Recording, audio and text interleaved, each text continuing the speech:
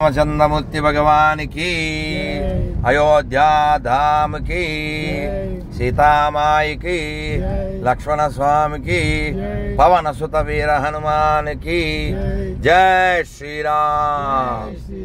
सरयू माई की, दशरथ महाराज की, कौशल्या माई की, वाल्मीकि महर्षि की जय श्री राम।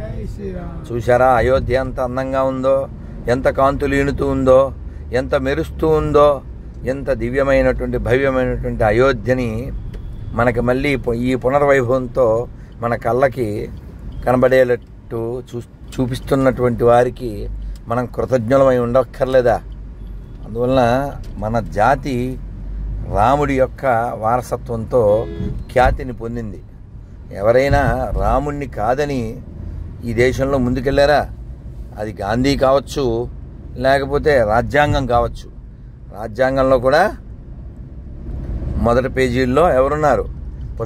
పుష్పక విమానం ఎక్కినటువంటి రామచంద్రమూర్తి. కాబట్టి ఆ రాముణ్ణే అన్నమయ్య ఆరాధించారు, ఆ రాముణ్ణే త్యాగరాజ స్వామి ఆరాధించారు, ఆ రాముణ్ణే తులసీదాస్ ఆరాధించారు, ఆ రాముణ్ణే రామదాస్ గారు ఆరాధించారు, ఆ రాముణ్ణే కవయిత్రి మొల్ల ఆరాధించారు, ఆ రాముణ్ణే కబీర్ దాస్ ఆరాధించారు, ఆ రాముణ్ణే ఈనాటికి కోట్ల మంది ఆరాధిస్తున్నారు.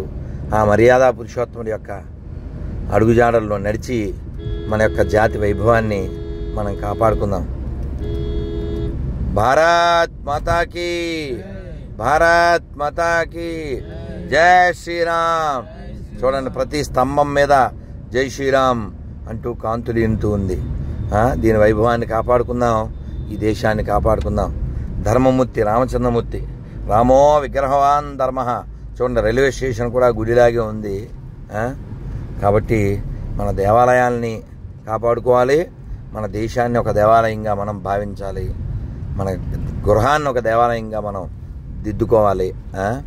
అంతేగాని మన దేశ ధర్మాన్ని నాశనం చేయడానికే కంకణం కట్టుకున్నటువంటి ఎడారి మతాలని సనాతన ధర్మాన్ని కలిపి అన్నీ ఒకటైనా అబద్ధాలు ఆడకూడదు.